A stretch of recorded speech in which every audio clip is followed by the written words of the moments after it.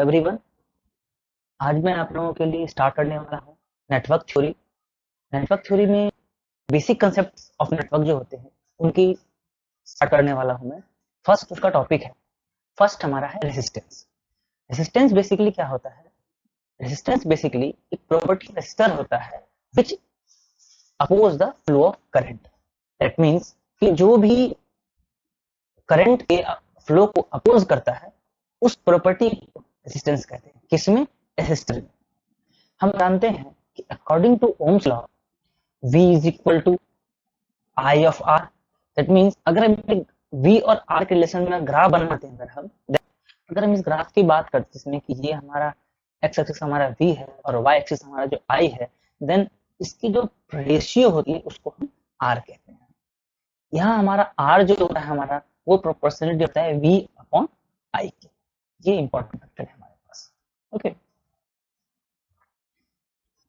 और जो हमारा R की वैल्यू जो होता है हमारा, जो कि एक जानते हैं हम कि R is equal to R naught 1 plus alpha T.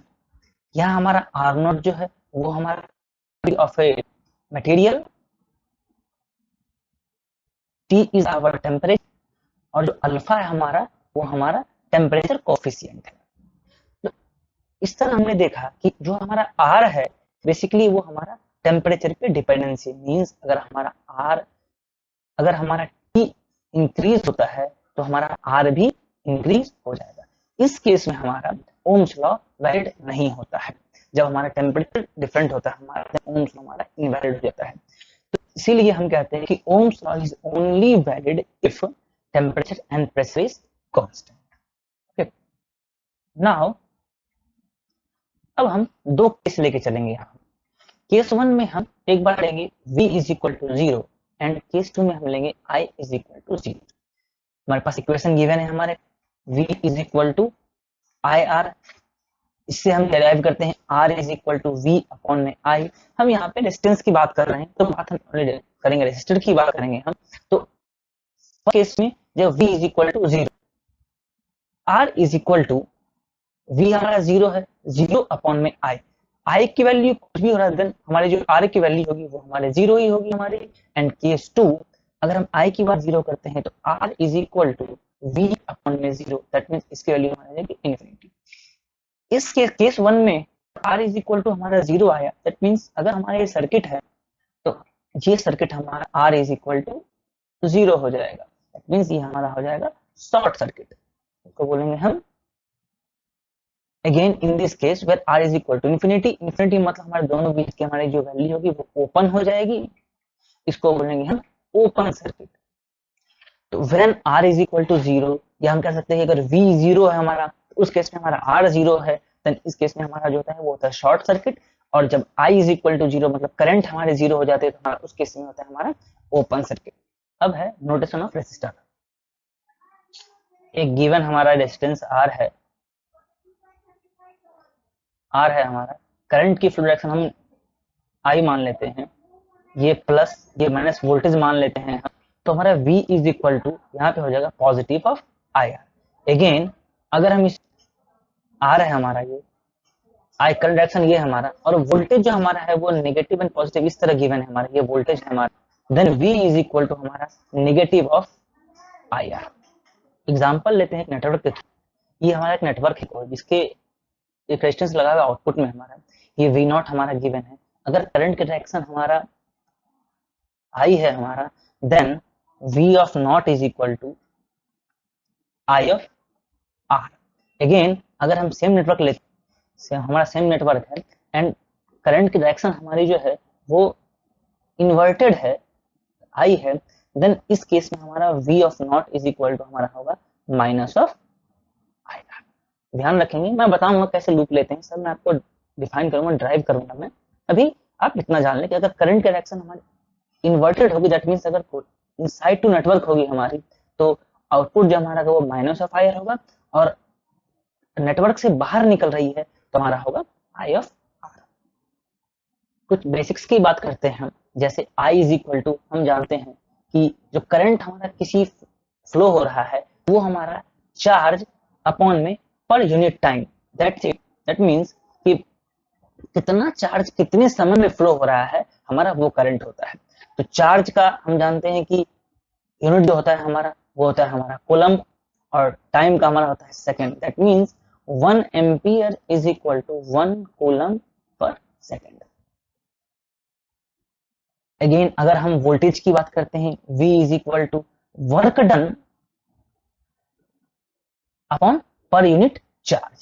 That means how much work done is in per unit charge is called voltage. That means हम जानते हैं कि इसका होता है हमारा जूल यूनिट, एंड जो हमारा Q होता है वो होता है coulomb. That means 1 volt is equal to 1 joule per coulomb. 1 electron is equal to हम जानते हैं 1.6 इंटू 10 की पावर माइनस 19 कूलम्ब होता है, एंड 1 कूलम्ब इज इक्वल टू 6.25 इंटू 10 की पावर 18 इलेक्ट्रॉन।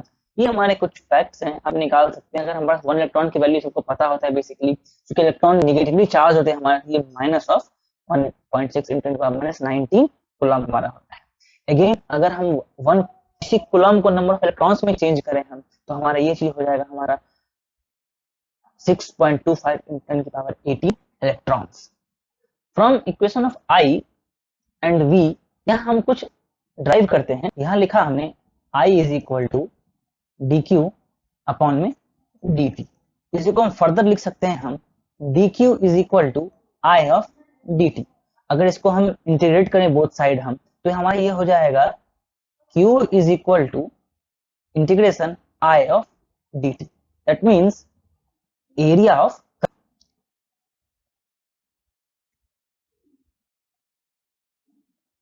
सेम एज अगर V is equal to dw upon में dq करें हम, then same dw is equal to V of dq। Integrating both side, w is equal to integration V of dq। That means area of voltage.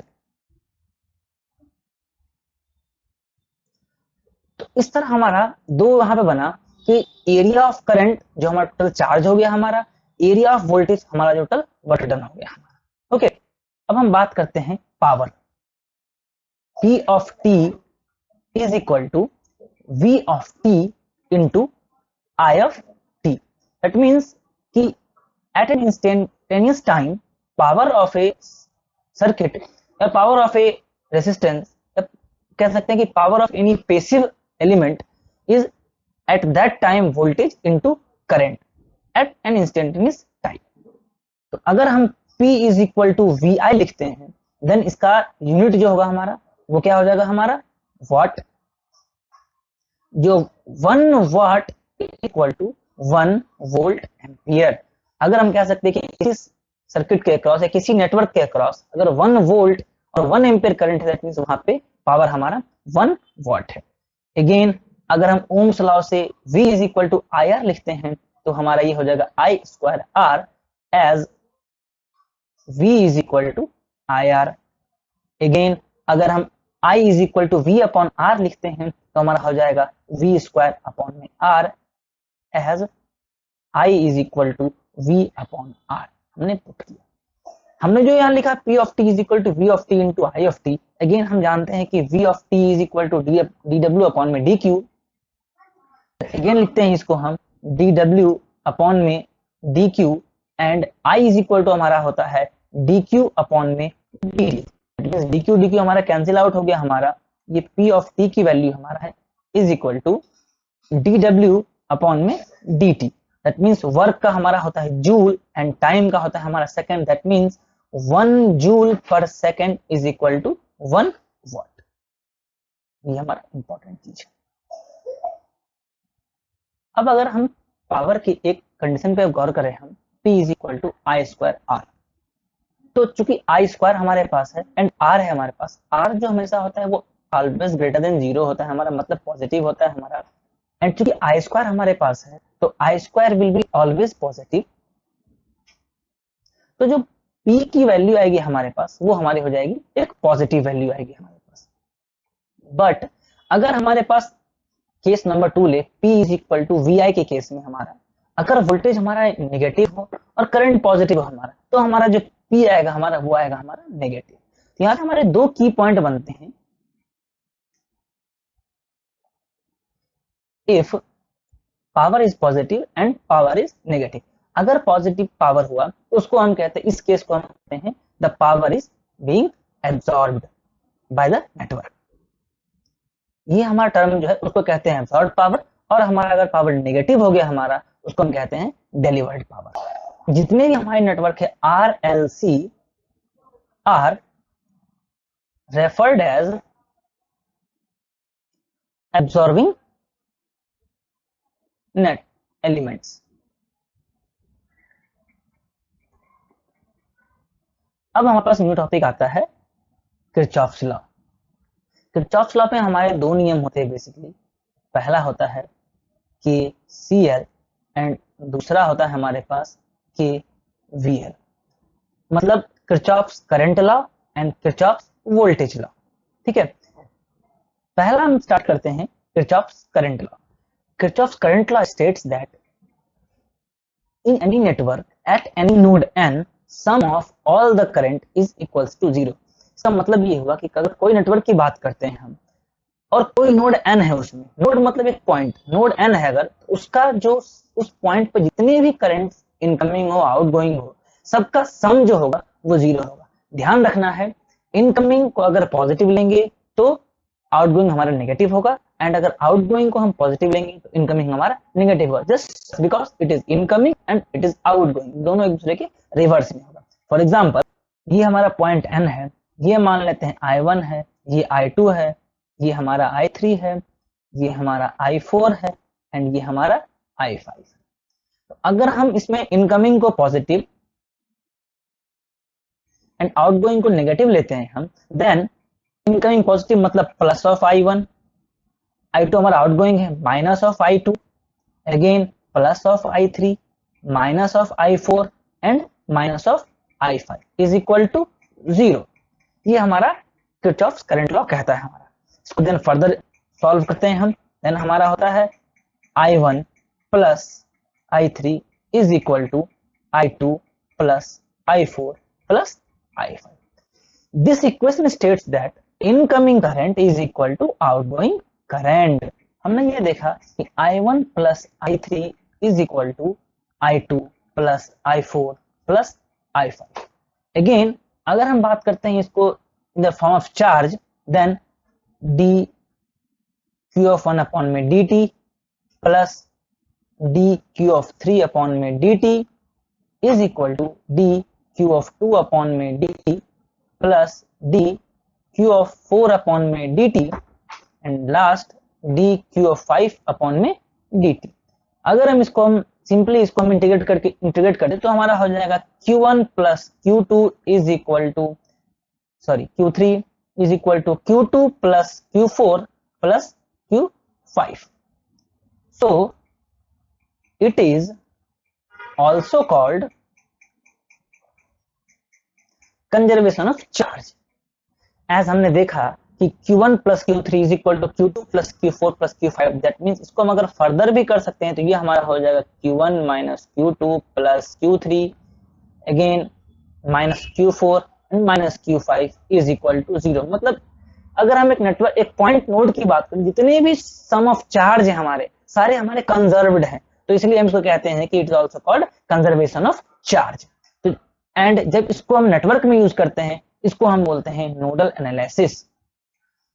KCL जब apply करते हैं किस network में तो इसको हम कहते हैं नोडल एनालिसिस। नेक्स्ट है हमारा केवीएल। केवीएल स्टेट्स दैट, ये कहता है कि किसी भी नेटवर्क में एक क्लोज्ड लूप में the sum of all the voltage source, जितने भी वोल्टेज सोर्स एक क्लोज्ड लूप में बने हमारे पास, वो इक्वल टू 0 होगा। फॉर एग्जांपल, इस हम सर्किट में देखते हैं कि हमारा जो एक वोल्टेज सोर्स लगा हुआ है, दो रेजिस्टेंस लगे हुए हमारे पास, जो करंट आई यहाँ वही आई यहाँ पे फ्लो हो गया एंड अगेन वही आई यहाँ पे फ्लो होके वापस वो लूप में फॉर्म कर लिया हमारा। इसके क्रॉस ये हमारा इसके क्रॉस मानते हैं वोल्टेज हमारा V1 है, इसके क्रॉस हमारा मानते हैं वोल्टेज V2 है। V1 इज इक्वल टू हमारा हो जाएगा I into R1 and V2 is equal to हमारा हो जाएगा I into R2। In close loop, ये हमारे क्लोज लूप है हमारा, तो इसमें हम अगर वोल्टेज की बात करते हैं तो ध्यान रखना है इसमें, हम स्टार्टिंग पॉइंट और एंडिंग पॉइंट, हमारे पास 2 पॉइंट है हमारे पास, और फॉर रेजिस्टेंस हमारा entering positive and leaving negative, क्योंकि करंट यहाँ पे एंटर हो रहा है हमारा एंटरिंग पॉजिटिव एंड करंट यहाँ पे लीव हो रहा है तो नेगेटिव, सेम एज इसमें हमने लिया entering positive and leaving negative. इस लूप में अगर देखते हैं, या तो आप एंटरिंग पॉइंट कंसीडर करें हर एक सोर्स के लिए, या फिर आप लीविंग पॉइंट कंसीडर करें। अगर मैं अप्लाइंग केवीएल, अगर मैं सबकी एंटरिंग नोड मानता हूं तो फर्स्ट वोल्टेज सोर्स के लिए minus of V, then plus of I into R one plus of I into R two is equal to 0। That means अगर हम बात करें V is equal to I R one plus I of R two is equal to I into R one plus R two, V is equal to, ये हमारा एक equation निकल गया हमारे पास।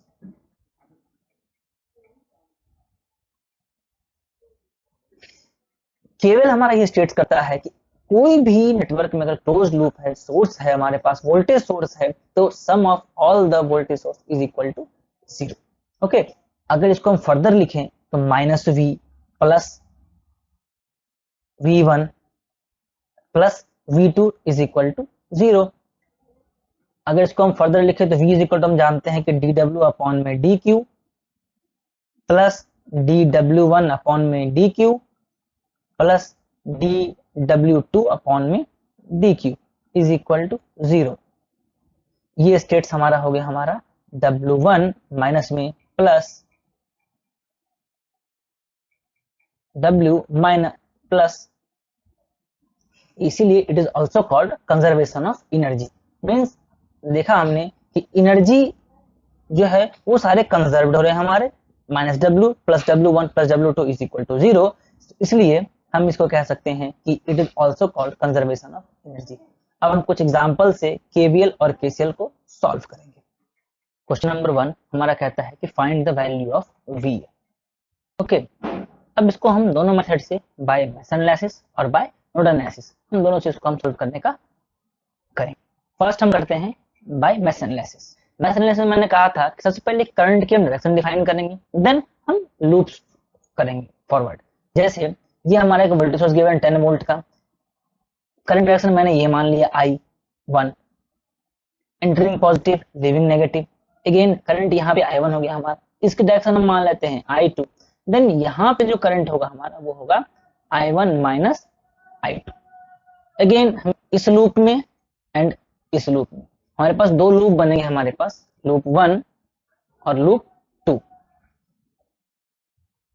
तो सबसे पहले हम applying KVL at loop 1, starting point लेते हैं minus of 10 volt plus of 1 into I1, again entering positive leaving negative, then again हो जाएगा हमारा plus of 2 into I1 minus I2 and plus of 2 volt is equal to 0।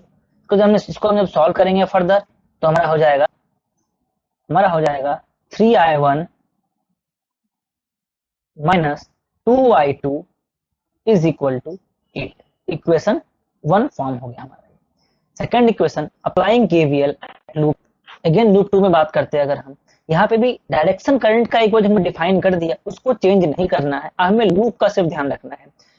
हम entering point लेते हैं minus of 2, then minus of 2 into I1 minus I2, again इसकी बात करते हैं अगर हम एंटरिंग पॉजिटिव लीविंग नेगेटिव, ये हो जाएगा हमारा प्लस 3 ऑफ I2, एंड चूंकि हमारे ये -1 वोल्ट है, that means plus of -1 is equal to 0। Further solve करेंगे इसको हम, तो हमारा क्या होगा, ये minus of 2I1 plus 2I2 plus 3I2 minus 1 is equal to 0। लेकिन जब इसको हम कहेंगे तो minus 2 of I1 plus 5 of I2 is equal to 3। Equation 2 हमारा हो गया। फ्रॉम इक्वेशन 1 एंड 2 हम I1 एंड I2 की वैल्यू निकालेंगे हम। ये हमारा I1 की वैल्यू है और ये हमारा I2 की वैल्यू है। अब हम VA की वैल्यू हमें निकालना है, तो हम VA की वैल्यू निकालते हैं। फॉर VA की वैल्यू के लिए हम इस पॉइंट VA से लेकर के हम यहाँ तक की वैल्यू को हम निकालेंगे, क्योंकि हमेशा हम वोल्टेज कोई भी हम ग्राउंड के रेफरेंस में निकालते हैं। तो VA इज इक्वल टू हमारा क्या हो जाएगा, 2 into I1 minus I2 plus of 2 volt. कैसे हुआ, हम VA भी एक ग्राउंड के रेफरेंस में होगा, मान लेते हैं ये पॉइंट हमारा जो है वो ग्राउंड के रेफरेंस में है। तो इस ग्राउंड से लेकर के इस ग्राउंड तक अगर हम KVL लगाएंगे, दैट मींस वो क्लोज लूप हो गया हमारा, एक ग्राउंड से ग्राउंड हमारा क्लोज लूप हो गया हमारा। इस लेकर के हम जब अगर इसमें KVL अप्लाई करते हैं हम, तो हमारा VA की वैल्यू आ जाएगी। फॉर एग्जाम्पल देखते हैं, इसमें हम ये नेगेटिव हो गया हमारा, ये पॉइंट पॉजिटिव हो गया। अगर हम इंटरिंग पॉइंट लेते हैं तो माइनस ऑफ VA अगेन क्या हो जाएगा, plus of 2 into I1 minus I2 plus of 2 into I1 minus I2 plus of 2 is equal to 0। अगर अब जब इसको पुट करते हैं हम, VA इज इक्वल टू हमारा हो गया 2 into I1 minus I2 plus 2 is equal to, further solve करते हैं इसको हम, then VA is equal to I1 I2 की वैल्यू पुट करते हैं यहाँ, जो सॉल्व किया था हमने 5.96 वोल्ट हमारा निकला। ये हमारा हो गया। अगेन हम सेम क्वेश्चन को हम करते हैं nodal analysis bye nodal analysis.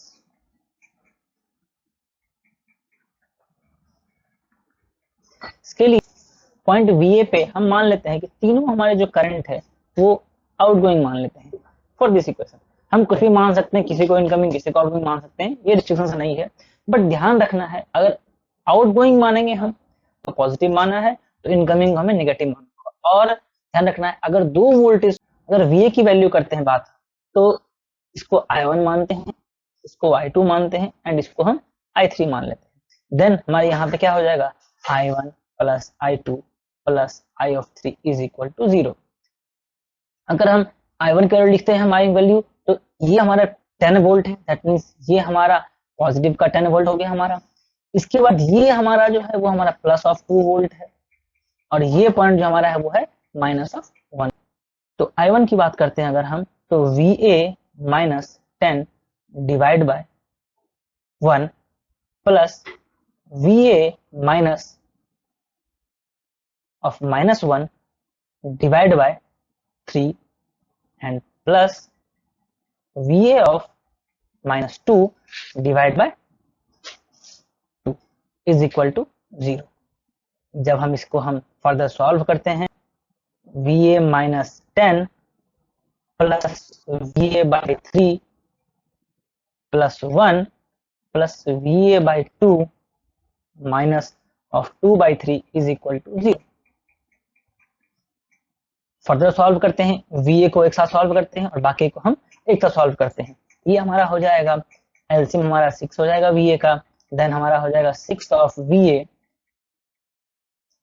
Plus 2 of VA and plus 3 of VA